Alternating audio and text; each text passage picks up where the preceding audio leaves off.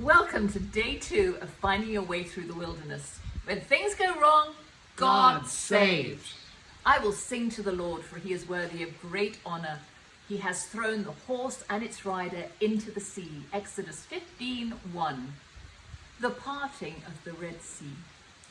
Hi, my name's Jacob and I have a great story for you today.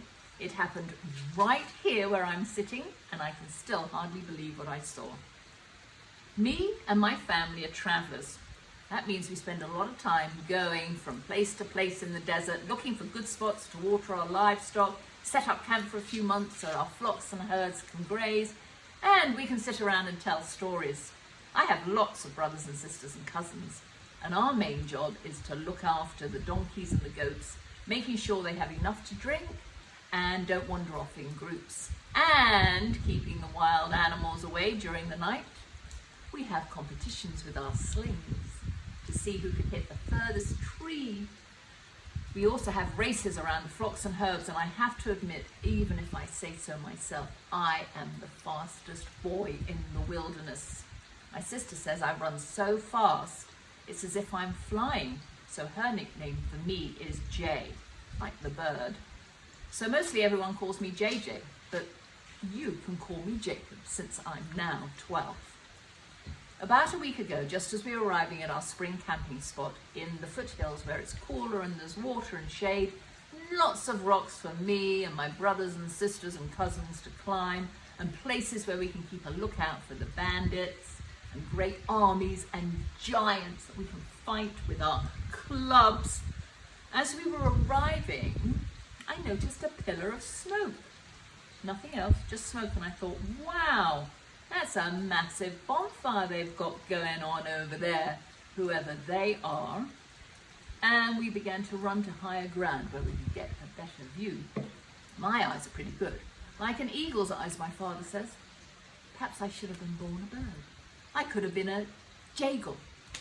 Anyway, I looked and I saw a great multitude of people with their livestock. There must have been miles of them. It was the biggest caravan, that's what we call our traveling groups, I've ever seen. As far as I could tell, they were on the other side of the Red Sea, but I couldn't see any boats or rafts, and how they were going to get their children and babies and livestock across the sea was beyond me. I knew I was going to have a great time watching the antics of this crowd. We stopped and began the business of setting up camp by a ravine that led into a valley, and I got too busy to spy on the strange group out in the middle of nowhere. Obviously, they were heading in the wrong direction, but I forgot about them for a while. And then that evening, as we sat in our camp, the elders, those are our grandparents and great-grandparents, started talking about the multitude. They thought they were Hebrews and began telling some of the old stories they'd heard at the lakes near Egypt where we used to go fishing. Some of the fishermen there were Hebrews, and our elders say that they may be our ancestors from hundreds of years ago, the ones who were stolen and taken to Egypt. The stories they told about their Egyptian owners weren't good, and I was glad I'm a traveler, even though I may have a teeny weeny little bit of Hebrew in my little finger somewhere. Our elders remembered the Hebrews' God. He was more powerful than any other god. When things go wrong, God saves, they said quietly, and we all nodded. Maybe these Hebrews had escaped and were heading our way. I looked out across the Red Sea. The pillar of smoke had now become a pillar of fire and was standing guard right in front of the multitude. There was definitely something strange going on. We shook our heads and we rubbed our eyes, and we were tired. We'd been traveling for a long time. And much as I didn't want to go to sleep, I just couldn't keep my eyes open.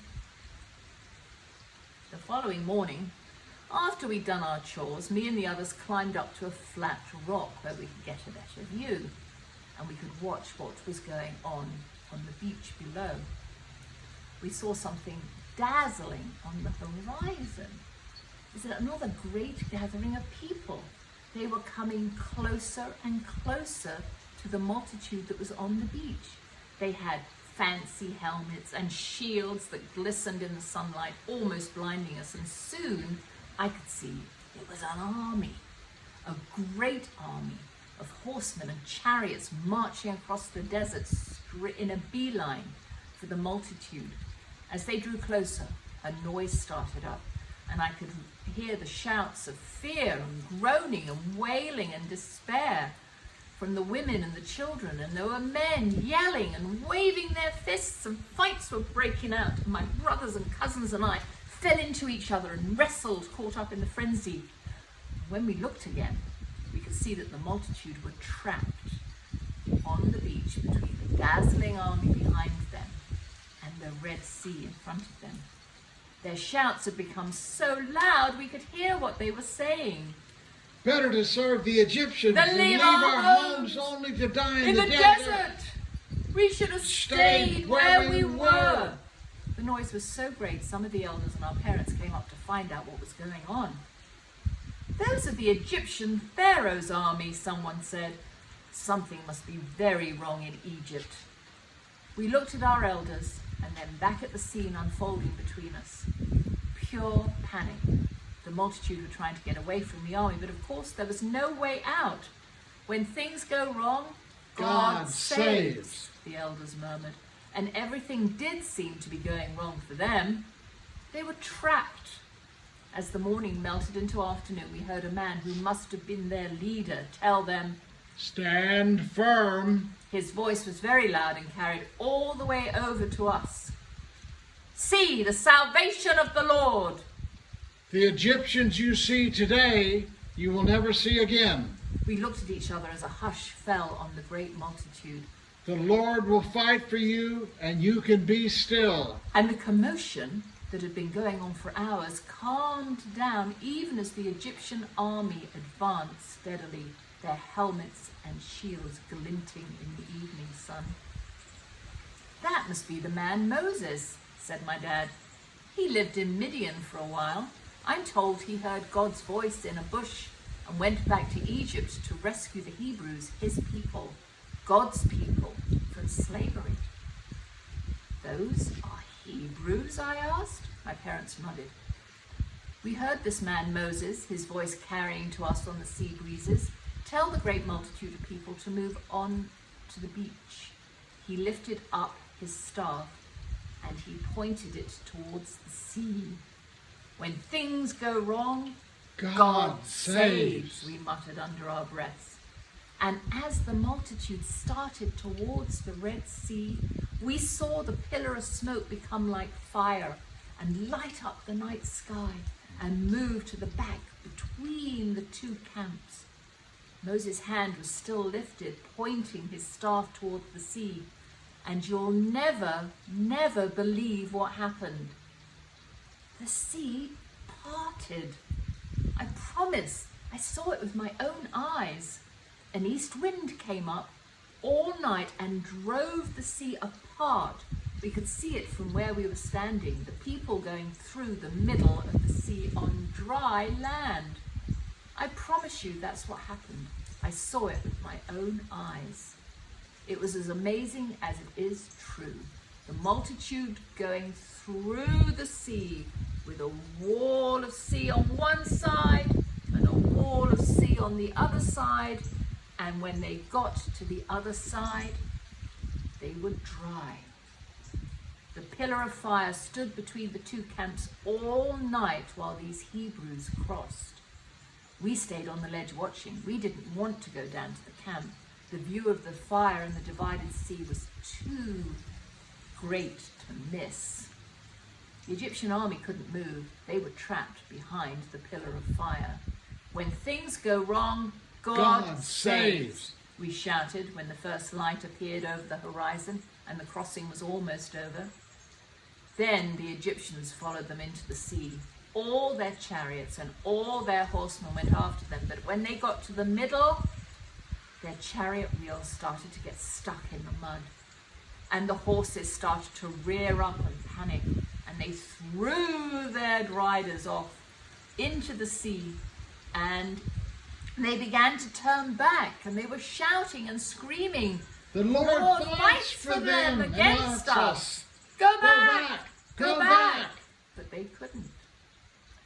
As the sun began to rise, Moses extended his hand towards the sea again, and the waters closed around the Egyptian army. The Red Sea returned to its normal state. We and the whole multitude of Hebrews watched as the water returned and covered the chariots and the horsemen and all the army of Pharaoh. Not so much one of them survived. The Egyptians you see behind you today, you will never see again, I said, repeating what Moses had told his people, God's people. Our family looked at each other in the morning sun, and we remembered the stories that we had heard while we were fishing in the lakes near Egypt, how the Hebrews had said their God was more powerful than any other God. And at that moment, when we saw the great victory that the Lord had had over the Egyptians, we feared the Lord, and we joined as they sang a song of triumph.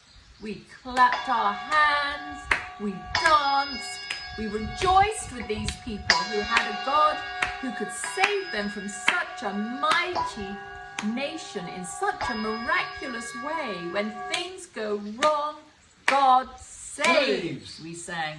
And I was glad they were our people too. I will sing to the Lord, for he is worthy of great honor. He has thrown the horse and its rider into the sea. Exodus 15:1. Hey, Jacob here. Yay, you made it.